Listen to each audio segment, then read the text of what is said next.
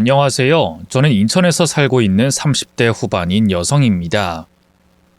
저는 자라면서 항상 세상을 원망하고는 했습니다.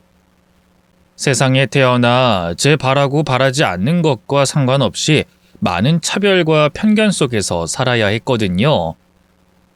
그래서 항상 이 악물고 살았고 세상은 착한 사람보다는 나쁘고 계산적인 사람에게 손을 들어주는 세상이라고 생각했어요.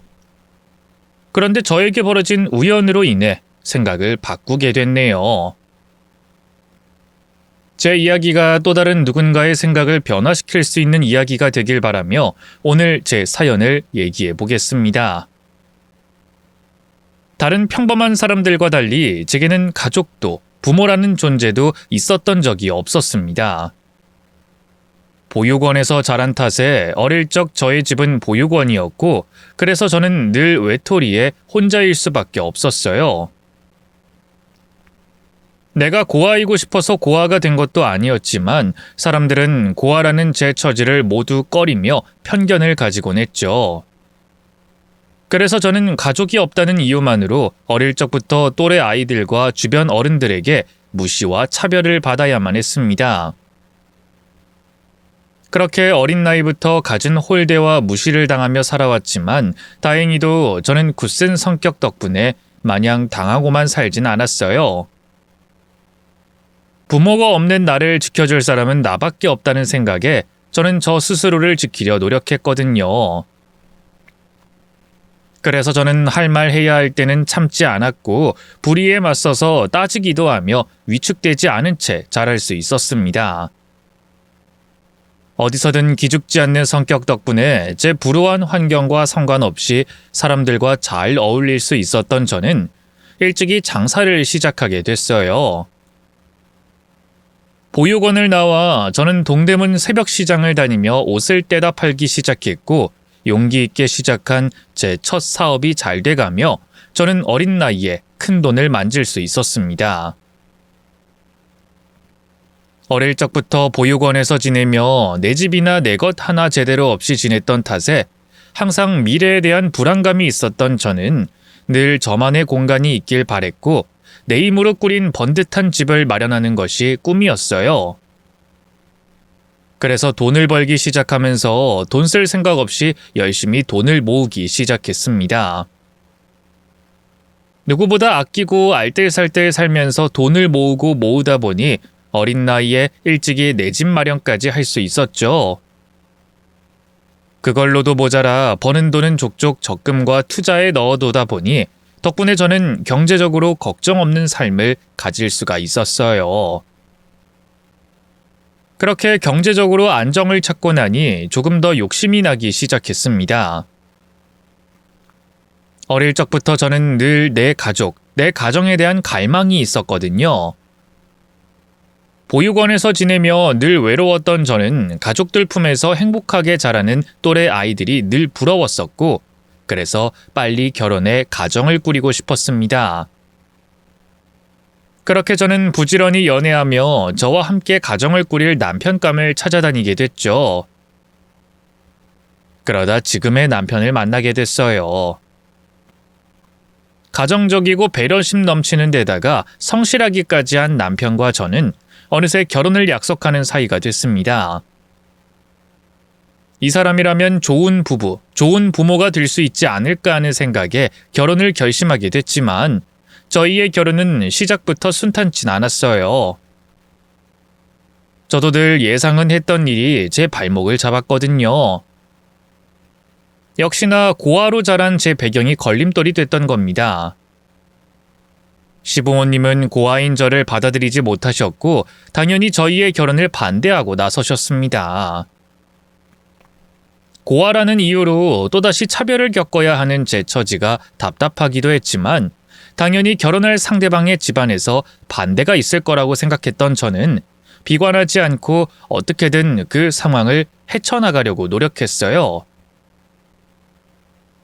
처음에는 고아라는 이유로 반대하시더라도 제가 열심히 노력하고 두드리다 보면 언젠가 시부모님도 마음의 문을 여실 거라고 생각했거든요.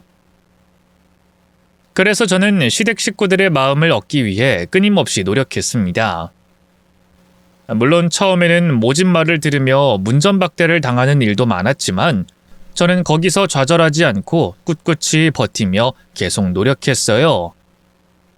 그러자 언젠가부터 조금씩 긍정적인 분위기를 만들 수 있었고, 그렇게 오랜 설득과 노력 끝에 정식으로 상견례 자리를 만들게 될 수 있었죠. 그렇게 상견례를 앞두게 된 저는 금방이라도 남편과 행복해질 수 있을 거라고 생각했어요. 그런데 상견례 자리에서 나온 시댁 식구들의 요구들로 인해 저는 깜짝 놀라게 됐습니다.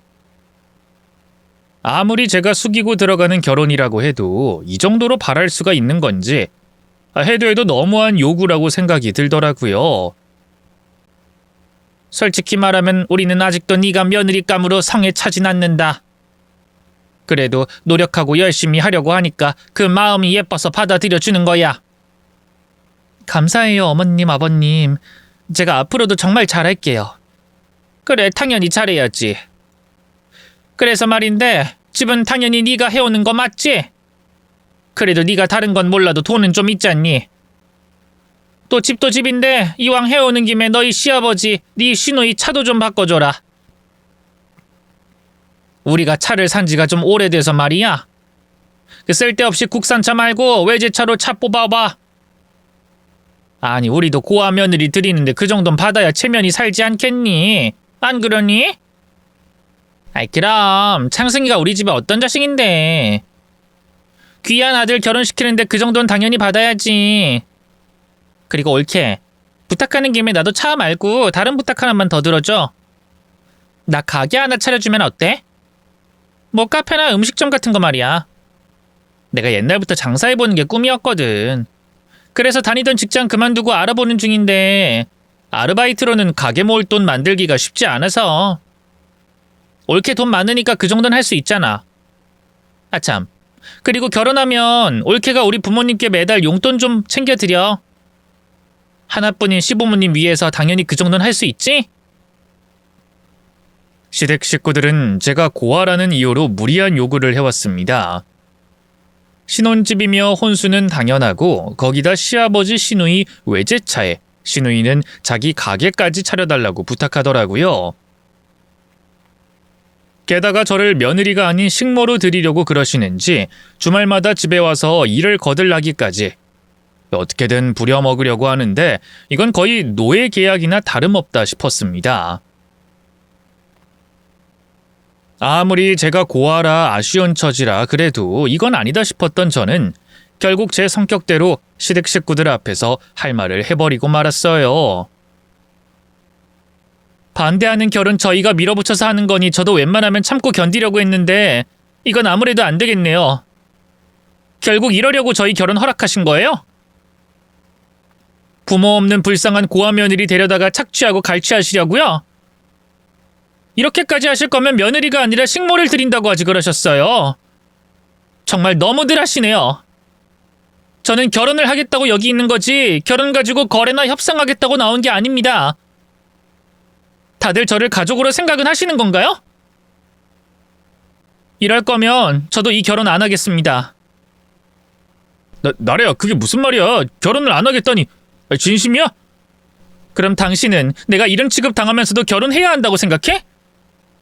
그럼 당신이 결정해. 나랑 평범하게 결혼할 건지 식구들 편들고 나랑 헤어질 건지. 당연히 나는 나래 너를 선택하지.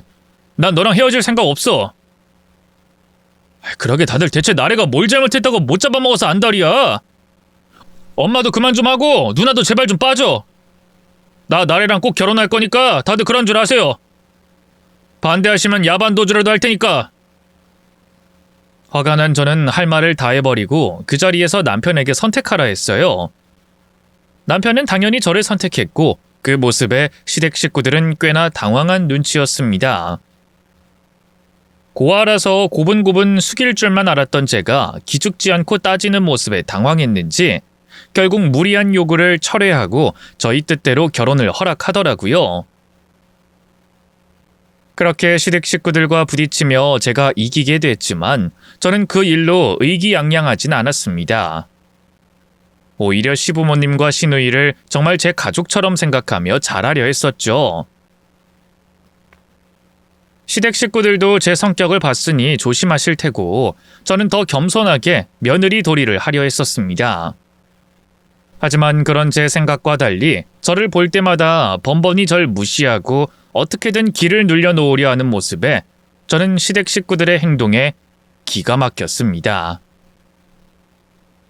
결혼까지 했으니 이젠 정말 식구로 인정해 주시겠구나 싶었는데 아직도 고아 며느리 기강을 잡으려 하시더라고요. 하지만 그렇다고 해서 시댁 식구들이 원하는 대로 되진 않았었습니다. 상견례 자리에서 할 말 다 할 말 호락호락하지 않던 제 성격 때문에 저도 쉽게 당해줄 생각이 없었거든요. 매번 시댁 식구들이 꼬투리를 잡아서 절 괴롭히려 할 때마다 저는 참지 않고 맞받아쳤고 할 말이 없게 만들어버렸어요. 아니 너는 지금 이걸 음식이라고 한 거냐? 이걸 누가 먹으라고 이렇게 만들었어? 하여간 제대로 할 줄 아는 게 이렇게 없어서야. 이래서 부모 밑에서 잘 자란 며느리를 들여야 했는데 네가 이러니까 고아라고 욕을 먹는 거 아니니? 그러게요. 전 요리 가르쳐주시는 엄마가 안 계셔서 아직 많이 모자라나 보네요. 근데 형님은 왜 그러시지? 형님은 고아도 아닌데 저보다도 요리 못하시잖아요. 그런 거 보면 꼭 부모 밑에서 잘 자랐다고 해서 다 잘하는 건 아닌가 봐요. 안 그런가요, 어머님? 제가 참지 않고 따박따박 맞서다 보니 식구들도 점점 입을 다물기 시작했고 그렇게 그런 일이 몇 번 있다 보니 언젠가부터는 시댁 식구들이 제 눈치를 보며 불편해하기 시작했습니다. 괜히 그런 상황이 싫었던 저는 가족들이 절 불편해하는 게 싫어서 시댁 식구들에게 더 잘하게 됐고 좀 당하더라도 어쩔 수 없이 그냥 참고 넘어가는 일도 여러 번 있었어요. 하지만 제가 참아주면 시댁 식구들은 그걸 모르고 항상 선을 넘더라고요. 그렇게 쉽게 바뀌지 않는 시댁 식구들과 티격태격하며 여러 일은 있었지만 그래도 저는 드디어 제 가족이 생겼다는 것에 만족하며 지내고 있었습니다. 그렇게 결혼 생활을 하던 중 저는 언젠가부터 계속된 아랫배 통증과 혈변을 보고 병원을 찾게 됐습니다. 그리고 저는 그곳에서 충격적인 결과를 받게 됐어요. 정말 믿을 수 없게도 제가 대장암 말기라고 하더라고요.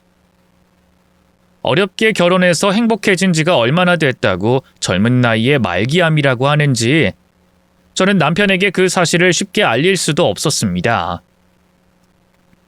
저도 이렇게 놀랐는데 남편은 얼마나 충격을 받을까 싶었거든요. 하지만 그렇다고 해서 혼자 비밀을 간직할 수는 없었고 그렇게 며칠간 마음 정리를 한 저는 젊은 나이에 이대로 죽기 너무 억울하다며 무슨 수를 써서라도 꼭 낫겠다는 생각으로 결국 남편과 시댁 식구들에게 제 이야기를 전하게 됐어요. 그런데 얘기를 들은 식구들의 반응이 제 생각과는 다르더라고요. 모두들 충격을 받을 거라고 생각하며 조심스럽게 얘기를 전했는데 다들 너무 놀라서 그러는 건지 아니면 괜히 제 눈치를 보는 건지 다들 별 말이 없더라고요. 예상과 다른 반응에 제가 당황해하자 그제야 시모가 절 끌어안으며 위로해 주는 겁니다. 아이고 어떡하니 정말. 아이고 젊은 애가 왜 그런 몹쓸병에 걸려서 말이야. 그래도 괜찮을 거야. 요즘은 암은 병도 아니라는데 설마 죽기야 하겠니? 그래 괜찮을 거야. 우리가 있으니까 걱정하지 말렴. 그래 맞아. 나 아는 친구도 암이었는데 금방 나았다더라. 옳게도 괜찮을 거야. 맞아. 당신이 죽다니 그게 무슨 말이야. 나는 그런 미래는 생각해 본 적도 없어. 당신 분명히 이겨낼 거야. 우리 다 같이 힘내서 이겨내보자. 우리 가족 다 같이 당신 투병하는데 힘 보탤 거야. 이겨낼 수 있어. 그러자 시모에 이어 다른 가족들도 모두 저를 위로해줬고 그런 가족들의 말에 저는 조금 전 가족들의 반응을 잊어버리며 역시 믿을 건 가족밖에 없다고 생각했습니다. 저는 나을 수 있다는 마음가짐으로 병원에 입원해 항암 치료를 받기로 했습니다. 그런데 이번 첫날 이상하다는 생각이 들었습니다. 제가 말기암이라는 말에 오열하며 제게 위로를 건네고 같이 힘든 이 시기를 극복하자던 시댁 가족들이 병원으로 찾아오지도 연락이 오지도 않는 거예요. 처음엔 제가 예민한 거라고 생각했습니다. 가족들도 다 자기들 생활이 있는데 제가 너무 제 위주로 생각하는 건 아닐까 싶었죠. 저녁 시간이 되면 여유가 생기면 제게 찾아오거나 연락할 거라고 생각했어요. 그래서 마음을 가라앉히고 시댁 가족들을 기다리고 있는데 도저히 마음이 가라앉지도 않고 이상한 생각을 안 하려야 안 할 수가 없는 겁니다. 제 눈앞에서 거슬리는 행동을 하는 남편 때문에 말이죠. 입원 관련으로 오후 반차를 냈다는 남편은 제가 입원을 하자마자 병원을 나가고 싶다는 마음을 온몸으로 표현하고 있었어요. 제 곁에 앉아 있어주면 좀 좋으련만 몸 어려운 개마냥 가만히 있질 못하고 병실 안을 돌아다니는 겁니다. 남편이 저보다 더 긴장하고 불안해서 안절부절 못하는 거라고 생각할 수 있었지만 그러기에는 제게 너무 관심이 없었어요. 제가 그렇게 걱정된다던 사람이 말이죠. 안 그래도 말기암 판정과 입원으로 마음이 불안하던 저에게 남편의 그런 행동은 더 큰 짜증과 불안으로 다가왔습니다. 그래서 남편을 일찍 돌려보내고 저 혼자서 마음의 안정을 찾고 있었죠. 이번 첫날은 간단한 체열 이외에 다른 검사나 치료가 없었기에 혼자였던 저는 병원을 돌아다니며 병원 질의를 파악하고 있었습니다. 그런데 한참 전 돌려보냈던 남편이 1층 화장실에서 나오더라고요. 절 불안하게 만드는 모습이 보기 싫어 보낸 남편이었지만 혼자가 되고 나서는 더 불안하고 겁이 났던 저였기 때문에 다시 보게 된 남편이 반가웠습니다. 그래서 남편 기분도 풀어줄 겸 또 깜짝 놀라게 해줄 겸 살금살금 뒤로 다가갔어요. 그러다 이상한 소리를 듣게 됐습니다.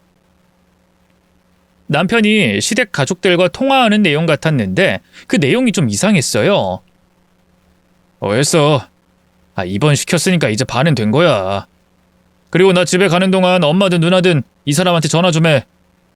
어제까지 그 난리 치던 사람들이 병원에 따라오지도 않고 연락도 없으니까 이 사람이 이상하게 생각할 거 아니야. 그럼 당연히 이상하게 생각하지.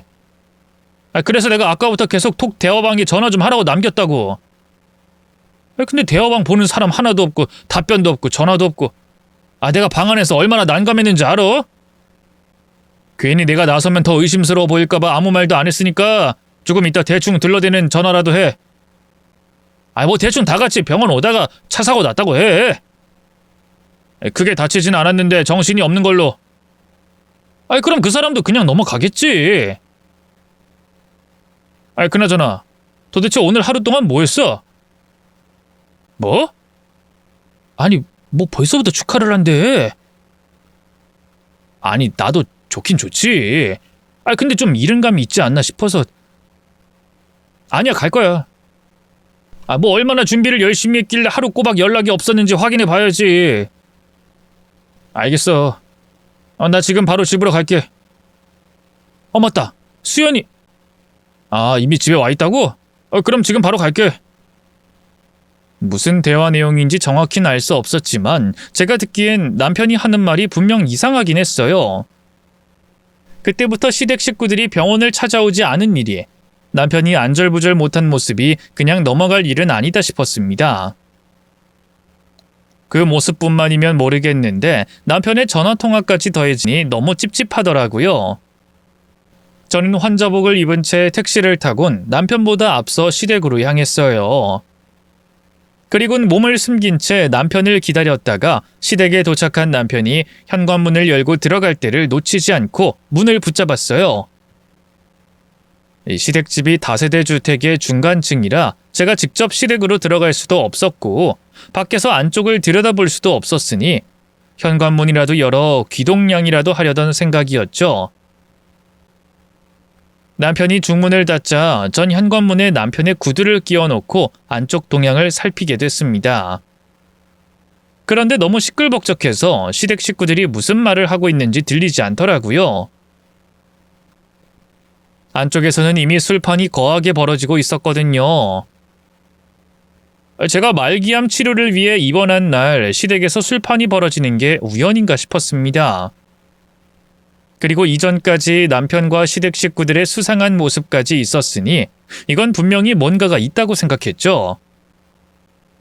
그래서 더 대담하게 시댁 현관문 안쪽으로 들어가 중문을 열고 안쪽 소리를 더 자세히 들어보기로 했어요. 그랬더니 제가 이제까지 몰랐던 시댁 식구들의 더러운 속내를 알게 됐습니다. 자, 잠깐만. 여기 주목합시다. 이제 창성이까지 와서 온 가족이 다 모였으니 제대로 축사를 해야지. 그동안 다들 고생 많았는데 하느님도 우리 고생을 알아주셨는지 딱 적당한 시기에 우리 가족의 골칫거리인 나래 개에게 병을 주셨어.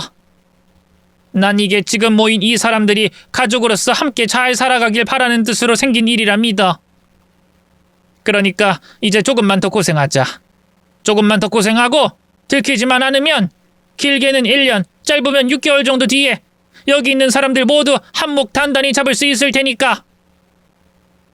나랑 당신 그리고 창희는 끝까지 나의 개 앞에서 좋은 가족인 척 위해주는 척하면서 노력하고, 창승이랑 수연이는 지금처럼 방심하지 말고 증거 남기지 말고 들키지 않은 채로 잘 사귀다 결혼까지 하는 거야. 다들 할 수 있겠지? 당연하지 엄마. 그걸 말이라고 해? 나연이 걔 비위 맞춰주는 거야. 속은 뒤집히겠지만 그거 조금만 참으면 돈이 얼마나 쏟아지는데. 그걸 시급으로 바꾸면 돈이 얼만데 왜 못해? 난 1년이든 2년이든 할 수 있어. 우리 창희가 의욕이 넘치는 걸 보니 다른 가족들은 대답 안 들어도 되겠다. 근데 창승이랑 수연이 너네는 정말 조심해야 해. 특히 창승이 너. 병원에 있다가 휴대폰 관리 잘못해서 수연이 만나는 거 들키지 말고, 수연이는 창승이가 좀 보고 싶더라도 연락 오기 전에는 먼저 연락하는 거 자제하고, 또 창승이 번호로 연락 와도 아무렇게나 받지 말아라. 혹시 나래가 눈치채고 전화한 걸 수도 있으니까. 전화 받을 땐 사무적인 관계인 것처럼 말해. 알겠지? 네, 저도 그 여자 장례 치를 때까지 조심하려고 해요.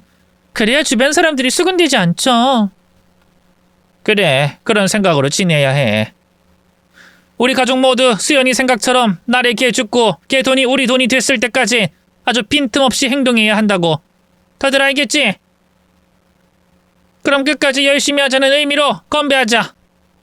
자, 그럼 우리 며느리가 빨리 세상 하직하길 바라며, 또 우리 가족 모두 부자 되길 바라며 건배! 건배! 아이, 드디어 혹됐다. 오늘 우리 가족 마시고 오늘은 다 죽자! 혹시나 싶었던 술판은 역시나 말기암에 걸린 저 때문에 벌어진 술판이었어요. 가족이라고 생각했던 시댁 가족들이 말기암에 걸린 제가 죽고 제 재산이 자기들 것이 될 거라고 생각해 벌인 축하 자리였죠. 아무리 성향이 맞지 않고 제가 고아라는 이유로 서로 툭탁거리는 일이 많았다고 하지만 가족이 이럴 수 있나 싶었습니다. 그런데 시댁 가족들에 대한 충격보다 더 큰 충격이 있었어요. 바로 남편이었죠. 남편이 그 자리에서 웃고 즐기며 술을 먹고 있다는 것만으로도 충격적이었지만 그보다 더 충격적이었던 건 옆자리에 있는 여자의 정체 때문이었습니다. 대충 돌아가는 꼴을 보아하니 남편이 저 몰래 바람을 피우고 있던 것 같더라고요. 그런데 또 시댁 가족들은 그걸 알고 있고 응원까지 하는 모습이었습니다. 정말 오랜만에 이 세상에 혼자인 느낌을 다시 받게 됐어요. 시댁 가족들은 그렇다고 쳐도 남편까지 절 배신한 걸 알게 되니 철저하게 혼자가 된 느낌이었죠. 거기다 어렸을 땐 가족에게 버려지고 이번엔 내 가족이라고 생각한 사람들에게 버려진 걸로도 충분하다 싶었는데 곧 죽을 말기암까지 걸렸다고 생각하니 세상 억울했습니다. 도대체 내가 무슨 잘못이 있어서 세상은 이렇게 저에게 잔인한 건지 싶더라고요. 세상을 향한, 남편과 시댁 가족들을 향한 분노가 차오르기 시작했습니다. 할 수만 있다면 세상을 부수고 싶었어요. 그런데 제게 그럴 능력은 없었으니 제가 이런 감정을 느끼게 만든 장본인들에게 복수를 하고자 했습니다. 어차피 곧 죽을 목숨, 얼마 남지 않은 시간을 복수하는 데 전부 쓰고자 했죠. 시댁 중문을 열고 뛰어들어가고 싶었지만 참기로 했어요. 제 복수가 겨우 술판을 뒤집는 걸로 끝나면 안 된다고 생각했으니까요. 저에겐 아직 복수할 시간이 남아 있었고 복수에 필요한 돈도 충분했습니다. 아니, 넘쳤죠. 가족이라고 생각했던 사람들에게 배신당하며 제 재산을 남겨야 하는 필요가 없어졌으니까요. 전 제 전 재산을 사용해서라도 남편과 시댁 가족들에게 철저한 복수를 하겠다는 결심을 했어요. 그래서 시댁을 조용히 돌아서 나왔습니다. 그리곤 병원으로 다시 들어갔죠. 그런데 돌아간 병원에서 아주 놀라운 이야기를 듣게 됐어요. 물론 그 이야기를 들었다고 해서 남편과 시댁 가족들에게 복수하겠다는 제 결심은 달라질 게 없었지만 방법은 바뀌어야 했어요. 저는 밤새 병실에서 머리를 쥐어짜내며 복수할 계획을 세웠습니다. 그리고 아침이 됐을 때 병원에서 나와 집으로 들어갔죠. 남편이 있는 제 집으로 말이에요. 당연히 남편은 병원에 입원해 있어야 할 제가 집으로 들어오니 많이 놀란 얼굴을 하고 있었습니다. 말까지 더듬으며 어쩐 일로 왔냐고 묻더라고요. 뭐야? 당신이 왜 집으로 와? 병원에 있어야지. 나 퇴원하기로 했어. 퇴원? 왜? 병원에서 문제가 있었어? 아니면 병원에서 당신 안 받겠다고 해? 그것도 아니면 당신이 왜 퇴원을 해? 병원에 있어야지. 나 무의미하게 치료받으면서 병원에 갇혀있고 싶지 않아. 어차피 내 미래는 예정된 거 아니야? 그럴 바에 남은 시간 좀 더 의미 있게 사용하고 싶어. 병원에서 고통스러워하며 죽을 날만 기다리고 있는 것보다 당신 그리고 우리 가족들이랑 행복한 추억 하나라도 더 쌓고 싶다고. 행복한 추억? 그래. 그럼 어떡하지? 그리고 나 지금 출근해야 하는데. 나 혼자서도 괜찮으니까 당신은 나 신경 쓰지 말고 출근해. 나머지 얘기는 당신 집으로 돌아오면 얘기하자. 남편은 무척이나 당황한 얼굴을 하고는 집 현관문을 나갈 때까지 우왕좌왕하면서 출근했어요. 그리고 그날 밤 잠든 남편 몰래 확인한 차량 블랙박스에서 남편이 당황한 목소리로 시댁 가족들에게 제가 퇴원한 걸 알리는 통화를 확인할 수 있었죠. 엄마, 큰일 났어, 큰일! 이 사람 오늘 아침 퇴원했어. 뭐? 퇴원? 그게 무슨 말이야? 치료받을 환자가 퇴원하다니? 병원에서 치료만 받다가 죽을 순 없다고 우리랑 추억을 쌓겠다면서 퇴원했다니까? 이걸 어쩌지? 잠깐만, 수연이는? 너 수연이는 안 들켰어? 수연이 어제 나랑 집으로 안 가고 자기 집으로 갔어. 아유, 다행이다. 근데 걔는 왜 갑자기 마음을 바꿔서 퇴원했대? 괜히 우리만 더 불편하기. 잠깐만. 근데 생각해보면 더 잘된 일이다. 잘된 일? 그게 무슨 말이야? 우리가 더 귀찮아진 거잖아. 평소에도 조심해야 하고. 그렇긴 한데 걔가 치료를 안 받으면 더 일찍 죽고 우리 계획이 더 빨리 성공하는 거 아니야? 그러니까 오히려 더 잘된 거지. 뭐든 빨리 해치우는 게 낫지 않겠니? 조심해야 하는 거 똑같은데 짧고 굵게 고생하는 게 낫지. 크게 걱정할 것 없고. 어제 말한 것처럼 조심하면 돼. 알겠지?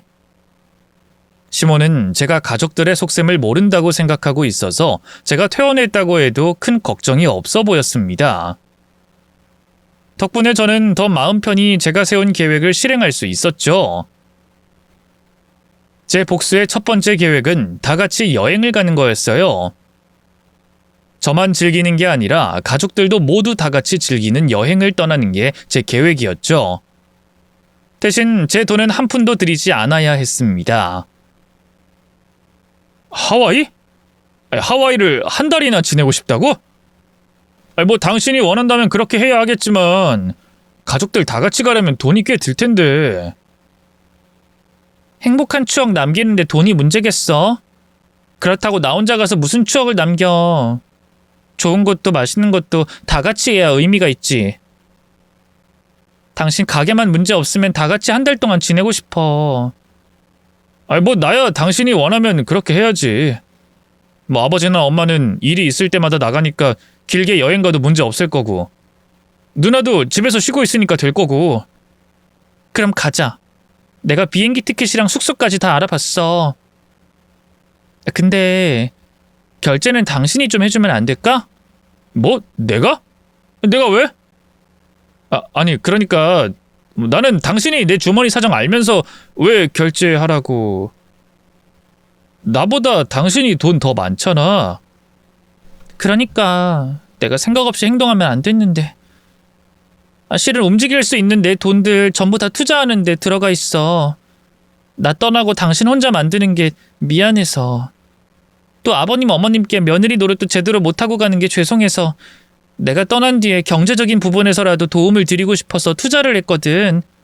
그래서 지금 당장 움직일 돈이 없어. 투자? 우릴 위해서? 근데 그거 확실한 거야? 그리고 여행 관련해서는 신용카드도 있잖아. 할부로 해도 되고. 투자는 확실하지. 당신 나 어떤 사람인지 잘 알잖아.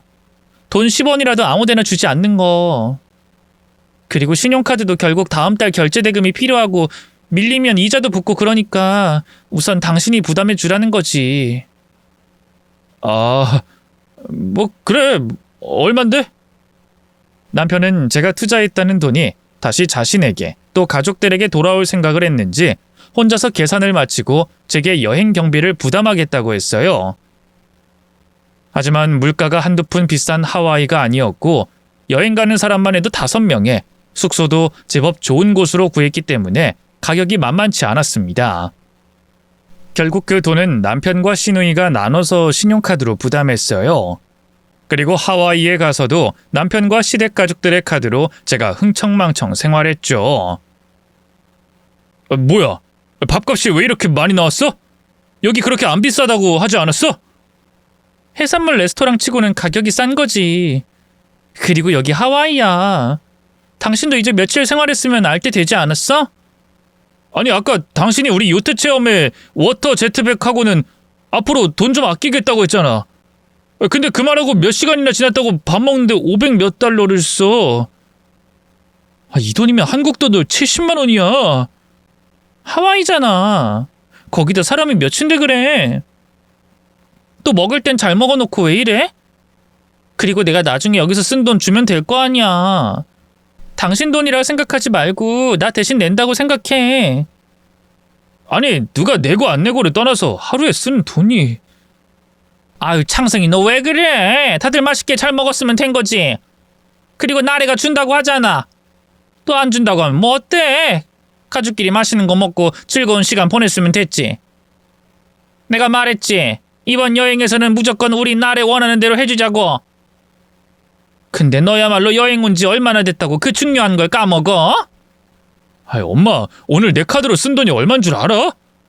오늘만 쓴 돈이 한 달 생활비의 절반을 넘어. 그리고 엄마도 며칠 전에 엄마 카드 썼다가 돈 많이 나왔다고 짜증냈잖아. 무슨 소리 하는 거야? 나래가 오해하게. 난 그 식당이 형편없는데 돈을 많이 받으니까 짜증냈던 거지. 어쨌든 그만해라. 여기선 돈 생각하지 말고 즐기는 걸로 해. 남편과 시댁 식구들은 쌓여가는 결제 금액을 보며 얼굴이 불그락푸르락 변했지만 그때마다 서로가 서로를 진정시키곤 했습니다. 거기서 쓴 금액이 아무리 많아도 제가 죽고 난 뒤에 받을 돈을 생각하면 손해라고 생각할 수 없었으니 참았던 거죠. 거기다 저 혼자 즐기는 것도 아니고 가족들 모두 다 함께 즐기는 거였으니 남편이나 시댁 가족들 입장에서는 절 붙잡고 할 말이 더 없기도 했고요. 어쨌든 그렇게 제 돈은 한 푼도 쓰지 않으면서 흥청망청 돈을 썼어요. 그러다 때가 된 것 같아 두 번째 계획을 실행했죠. 와! 뭐야? 누구 비명이야? 엄마, 올케인 것 같은데? 드디어 애가 쓰러졌나 보다. 그러게 내가 무리하는데 일부러 놔둔 보람이 있네. 어서 가보자. 나래야, 너 괜찮은 거니? 아이, 소리를 지른 애가 왜 서 있니? 이렇게 괜찮은 거야? 어머님, 형님, 됐어요. 뭐가 됐다는 거냐? 갑자기 소리를 지를 일이 뭐가 있다고. 저 이거 보세요. 제가 투자한 코인이거든요. 이게 지금 얼마나 올랐는지 직접 보시라고요. 코인? 그 가상화폐인가 그거 말이냐? 네. 이 사람한테 말한 적이 있는데 제가 가진 것 중에 현금화할 수 있는 걸 전부 다 현금화해서 투자했거든요. 근데 그 투자한 코인이 이렇게 오른 거예요. 이 돈 전부 우리 가족들을 위해서 투자한 돈인데 이게 이렇게 오른 거예요. 뭐? 그게 정말이야? 창승아, 나의 말이 사실이야? 나도 듣긴 들었는데 어디에다가 투자했는진 잘 몰랐어. 근데 이거 진짜야? 그리고 많이 오른 거면 지금 팔아야 하는 거 아니야? 코인은 확 오르고 확 떨어진다고 하던데. 내가 말했지. 나 아무데나 돈 넣는 사람 아니라고. 이 코인 더 올라. 여기서 3배는 더 오른다고. 당신이 그걸 어떻게 확신해? 내가 내 돈 들여서 고급 정보 얻은 거니까. 사실 내가 코인에 대해서 뭘 알겠어. 근데 우연히 코인 시세 조작하는 세력 중에 한 명을 알게 됐거든. 그 사람한테 정보 비용, 인센 주는 걸로 여기 코인이 얼마까지 오를 거라는 정보를 얻은 거야. 그리고 그 사람이 말한 대로 그래프가 움직이고 있고. 창승아, 얘가 지금 무슨 말하는 거야? 이게 말이 되는 거니? 얘가 말한 게 있어? 나도 잘은 모르죠. 근데 코인도 주식이랑 비슷해서. 여보, 이거 진짜란 말이지? 이거 안 보여? 여기 빨간색 그래프, 빨간색 내 수익률 안 보이냐고. 그러네. 캡처나 그런 게 아니네. 진짜네. 어머, 그럼 우리 부자 된 거니? 완전히 돈방석에 앉은 거야? 어머. 제가 드디어 쓰러진 건가 싶어 급히 달려온 시댁 가족들은 뜻밖의 소식을 듣고 기쁨을 주체 못하고 방 안을 방방 뛰어다니기 시작했어요.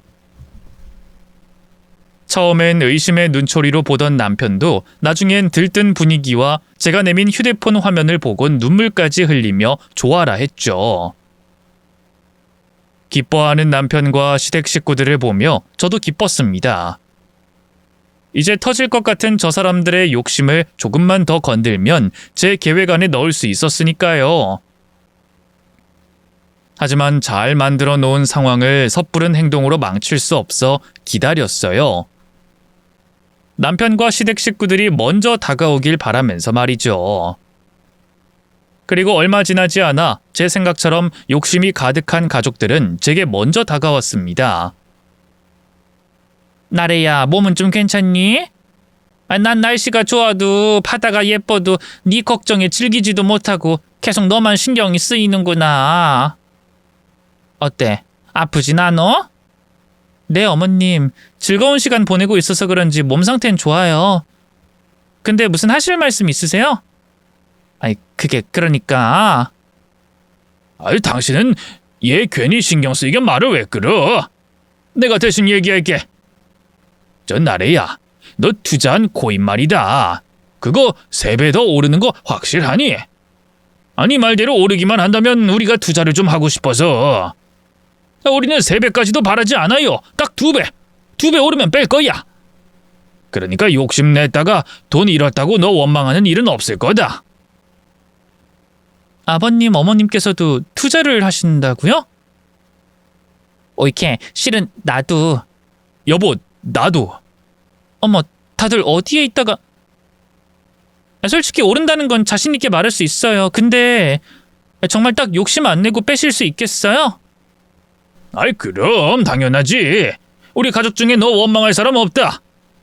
네가 돈 넣으라고 한 것도 아니고 우리가 넣겠다고 한 건데. 그냥 무슨 코인에 넣었는지 그 화면만 다시 보여주렴. 넣고 말곤 우리가 다 책임질 테니. 근데 언제까지 오르는 거니? 처음에 보여드린 곳은 다른 사람도 냄새 맡고 많이들 붙어서 위험하고요. 그래서 정보 준 사람이 다른 곳도 알려줬거든요. 저 여기 이 코인에 넣었으니까 여기 넣으시면 될 거예요. 여기는 지금 가격에 4배 딱 오르고 세력이 뺀다고 하거든요. 그러니까 수익은 알아서들 판단하시고 4배 되기 전에 빼세요. 화면 보이시죠? 이 코인이에요.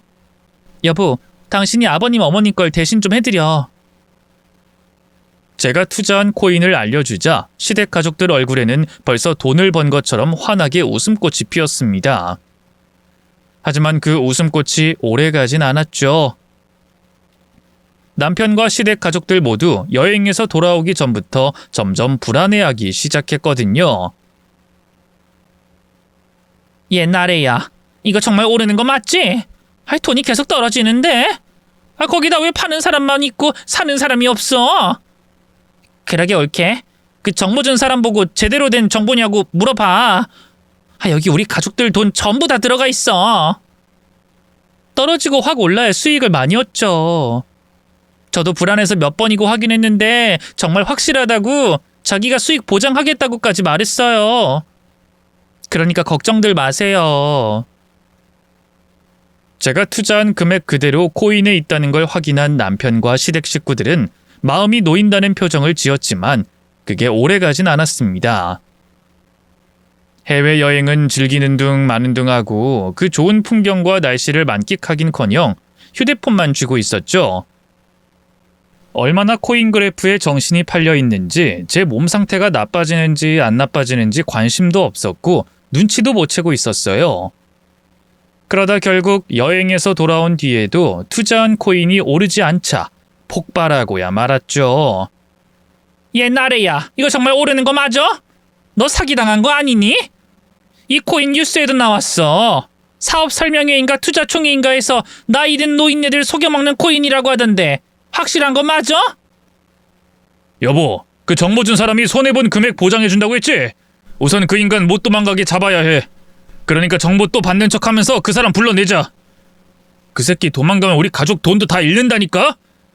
당신 돈도 있잖아. 그러니까 옳게. 나 이 돈이 내 재산이 전부야.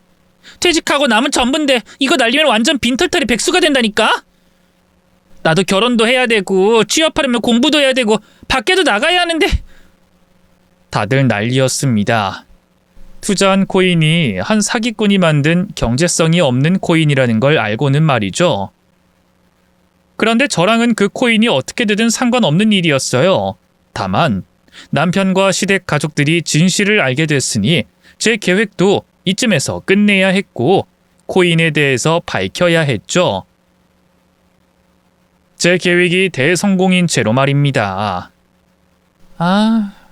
코인 사기라고 인생 끝난 것도 아닌데 되게 쫑알쫑알거리네. 뭐? 너 지금 뭐라고 했어? 너 우리가 하는 얘기 못 들었어? 우리가 지금 너 때문에 우리 돈 다 잃게 생겼다고? 근데 쫑알쫑알? 야! 너 어떻게 책임질 거야? 너 때문에 돈 날린 거 어떻게 책임질 거냐고? 내가 책임을 왜 져? 책임질 행동을 한 적이 없는데. 아니, 내가 책임져야 한다는 증거가 없는데. 뭐? 그게 무슨 소리야? 책임이 없다니? 증거가 없다니? 내가 애초에 코인을 산 적이 없으니까. 당신들이 내가 코인으로 수익을 벌어서 어디다 투자하라고 했다는 말 자체가 성립이 안 되는 거지. 무슨 말인지 모르겠지? 자, 그럼 내 휴대폰 봐봐. 여기 당신들이 투자한 코인이 엄청나게 올라있지? 근데 당신들 앱에서는 코인이 계속 곤두박질 치고 있고. 이거 가짜 앱이야. 그러니까 쉽게 말해서 다 조작한 거라고. 애초에 난 수익을 본 적도 정보 얻는다고 비용을 낸 적도 코인에 투자한 적도 없다고. 당신들 전부 나한테 속은 거야. 뭐야? 그 말이 진짜야? 어머, 그러게. 얘 휴대폰에 코인 가격이 올라가고 있네. 어떻게 더 올려드릴까요? 원하는 가격이 얼만데요? 그 가짜 앱으로 원하는 가격 다 수정할 수 있는데. 당신 지금 뭐라고 하는 거야? 당신이 우리를 왜 속여? 왜 이딴 짓을 벌인 건데? 미친놈. 그러는 너랑 네 식구들은 왜 그딴 짓을 하고 다니는데? 결혼한 인간이 딴 여자는 왜 만나? 그리고 당신들은 뭔데 바람 피운 것들을 응원해? 야, 너희가 먼저 나한테 해선 안 될 짓 했잖아. 그래서 나도 똑같이 해봤는데 나는 안 되고 너희는 돼? 되냐고? 무슨 소리 하는 거야? 당신 아프더니 암이 뇌로도 전이됐어? 아니면 아파서 미쳤어? 이 미친 것들이 진짜. 자, 이거면 됐니? 이거면 더 이상 발뺌 안 할래? 네 부모가 인연이랑 너 엮어준 것까지 내가 다 말하면 그때 인정할래? 야, 너희 여행한다고 코인 그래프 본다고 정신 놓고 있을 때 나 진짜 열심히 너희 팠어. 하와이에서는 내가, 한국에서는 사람 시켜서 너희가 내게 무슨 짓을 했는지 다 알아냈다고. 그러니까 그만해라. 그리고 나 암 환자 아니야. 그러니까 뇌로 암이 전이됐다는 말은 말도 안 되는 거지. 뭐? 암이 아니라니? 병원 가서 확인 다 했잖아. 의사 선생님이랑도 다 대화했는데 아니라니? 설마 당신 우리를 시험한 거야? 일부러? 내가 시험을 할 만큼 너희를 안 믿었으면 그렇게 큰 상처를 받지 않았겠지. 나도 나중에 알았어. 너랑 너희 식구들이 너무 이상하다고 생각해서 쫓아갔다가 너희가 날 가족으로 생각하지도 않고 남편이라는 놈은 바람까지 피우고 있다는 걸 알게 된 그날. 그 외에 나 입원한 날 있잖아. 그날 너희 술판 버리면서 한 이야기 엿듣고 병원에 돌아갔는데 의사가 내 병실로 찾아오더니 대뜸 나보고 죄송하다는 거야. 오진이라면서. 아니 환자 파일 불러오는 중에 실수가 있었다면서 내가 암이 아니래. 그때 입원하는 날 체열한 게 이상해서 확인했더니 그제야 잘못된 걸 알게 된 거지. 그게 무슨 말도 안 되는 일이. 말도 안 된다는 내가 안 된다고 해야 하는 문제이지 않아? 내 건강 당신들이랑 아무 상관없잖아. 안 그래? 아니다. 당신들 내가 죽어서 부자 될 거라고 아주 신나 있었지? 근데 이걸 어떡해? 나 건강한데? 변비 때문에 아랫배 통증과 혈변이 있었지만 그건 물 많이 먹고 운동 열심히 하면 된다고 하고. 그러면 다 알고 이런 짓을 벌였다는 말이야? 우리 엿먹으라고? 당신 어떻게 그럴 수가 있어? 그냥 이혼하면 되는 일이었잖아. 그때 이혼했으면 우리한테 이렇게까지 피해 안 줬을 거 아니야. 당신이 피해 본 게 뭐가 있다고 우리한테. 와, 이 뻔뻔한 새끼 봐라. 야, 내가 왜 피해를 안 봐? 사람한테 상처받은 게 얼마나 아프고 지워지지 않는 상처인데. 나 너랑 네 가족들 때문에 또 사람 못 믿게 됐어. 너 같은 새끼 때문에 내가 또 사람을 경계하게 됐다고. 개자식. 너 이딴 말 하는 거 보니까 내가 복수하길 잘했다는 생각이 든다. 내가 여기서 너 불안하게 만들 말 하나 해줄까? 너랑 너희 가족들 당장 다음 달 카드값 어떻게 할래? 너 카드 한도 초과된 것도 있지 않니? 거기다 네 누나라는 년은 백수인데다가 코인 투자로 돈 날려서 갚을 능력도 없잖아. 너나 네 부모도 마찬가지고. 너 그럼 네가 다 이걸 노리고. 그래 맞아. 이거 노렸지. 모두가 같이 쓴 카드로 너와 네 식구들이 감당하기 힘든 카드값을 만든 다음에 코인으로 가지고 있는 돈 전부 날리게 만드는 거야. 거기다 이것까지 너한테 전해주면 내 복수에 마침표를 찍는 거지. 그거 펴봐. 어차피 곧 알게 될 일이지만 매도 한 번에 맞아야 충격이 덜하지 않겠어? 이거? 이혼 서류? 봐봐, 충격이 덜하지? 넌 딴 년이랑 바람 피우고 난 복수한다고 너희 식구들 돈 다 날렸는데 이 정도 했으면 이혼해야지. 근데 너 재산 분할 이런 허튼 생각하지 마라. 우리 결혼한 지 3년도 안 됐어. 거기다 네가 내 재산 기여도에 뭘 기여했겠어? 까먹으면 까먹었지. 난 진작에 변호사 만나서 준비 다 끝냈으니까 괜히 법정 다툼한다고 시간 끌지 말고 재판장 가서 죄송하다고만 해. 바람 피우다 이혼당하는 거면 죄송하다고 해야지. 안 그래? 그리고 나머지 우리 버러지 같은 식구들 혹시 코인이 오르겠다고 생각하지 마세요. 다들 무슨 코인 샀는지 뉴스 봤다면서요. 그거 노인네들 등쳐먹으려고 만든 코인이라 절대 안 오릅니다. 내가 진짜 고르고 고른 코인이라 계속 떨어지기만 할 거라고요. 그러니까 괜한 기대 말고 좋은 며느리 뒤통수 치려다 후회한 짓 한 걸 너희들 대가리나 때리면서 후회해요. 아시겠죠? 제게 완전히 당했다고 생각한 시댁 식구들은 아무 말도 못했습니다. 그리고 몇몇은 정말 코인이 회복 가능성이 없는지 확인한다고 휴대폰을 보느라 정신이 없었죠. 남편만 분해했는데 지가 분하면 어쩌겠어요. 자기들이 잘못하고 자기들이 속아 넘어가 당한 건데. 그렇게 그날 제 복수를 남편과 시댁 가족들에게 밝히는 것과 동시에 이혼 소송을 하게 됐습니다. 남편과의 이혼 소송은 골치 아플 게 없었어요. 저희 쪽의 증거가 너무나도 확실했기 때문에 외도 이외에 다른 사유나 증거를 보충할 필요도 없었죠. 당연한 승소 결과를 받았고 재산 분할에서도 제가 결혼할 때 가져온 것 그대로 남편에게 빼앗기는 것 없이 나눌 수 있었습니다. 물론 남편과 시댁 가족들도 가만히 당하고만 있진 않았어요. 제가 고의로 코인 투자와 신용카드를 흥청망청 써서 금전적인 피해를 줬다며 소송을 했지만 그 역시 인정되지 않았습니다. 제3자가 보기에는 가족이 다 같이 즐긴 카드 사용처와 금액이었고 코인 투자 역시 제가 고의로 사기를 쳤다는 증거가 없었으니까요. 결국 남편과 시댁 가족들은 엄청난 카드값과 코인 투자 실패로 인해 경제적으로 엄청나게 힘든 사정이 됐을 겁니다. 저는 이혼 이후 그 인간들 쪽으로는 쳐다도 보지 않아서 자세히 어떤 상황인진 몰라요. 하지만 제가 알고 있는 그 집 사정을 생각해보면 집도 팔고 차도 팔고 있는 거 다 팔아야 겨우 내 식구가 먹고 살만하지 않을까 싶네요. 그렇게 남편과 이혼하고 난 뒤 제 주변 지인들에게도 이혼 소식을 알리게 됐습니다. 그러면 다들 다행이라고 하면서 한마디씩 하는 말이 있었어요. 멀쩡한 사람을 말기암 환자로 만든 병원에게 고소해야 하지 않겠냐는 말이죠. 그런데 그런 말을 들을 때마다 제가 하는 말이 있습니다. 그때 그 실수가 아니었다면 제가 과연 어떤 상황이었을지 생각해보라고 말하곤 해요. 아마 결말은 비슷할 수도 있겠지만 제가 전 남편과 시댁 식구들에게 속아 바보가 된 시간은 더 길었을지도 모릅니다. 또 최악의 경우 금전적인 피해를 봤을지도 모르고요.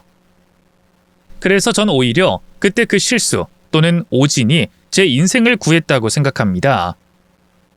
그래서 병원에서도 사과와 함께 위로금을 받은 걸로 끝냈고요. 여러분은 어떻게 생각하시나요? 저에게 벌어진 실수 또는 오진이 단순한 우연이라고 생각되시나요? 저는 누군가의 힘 또는 의지라고 생각합니다. 불우한 환경을 딛고 어떻게든 살아보려는 제 의지 또는 제 부모님이나 가족과 관련된 분의 바람 또는 어떤 전지전능한 분의 손길이라고 생각해요. 그리고 그게 무엇이 됐든 간에 세상이 나쁜 사람들만 잘 되는 세상은 아니라는 걸 알게 됐고요. 이제 저는 다시 열심히 살아보려고 합니다. 아직은 사람에 대한 마음의 문이 닫힌 상태지만 좋은 사람들을 만나다 보면 회복되지 않을까 싶어요. 제 삶에 좋은 날이 찾아오길 바라고 여러분께 응원 부탁드리며 저는 사연을 마치도록 할게요. 읽어주셔서 감사합니다. 안녕히 계세요.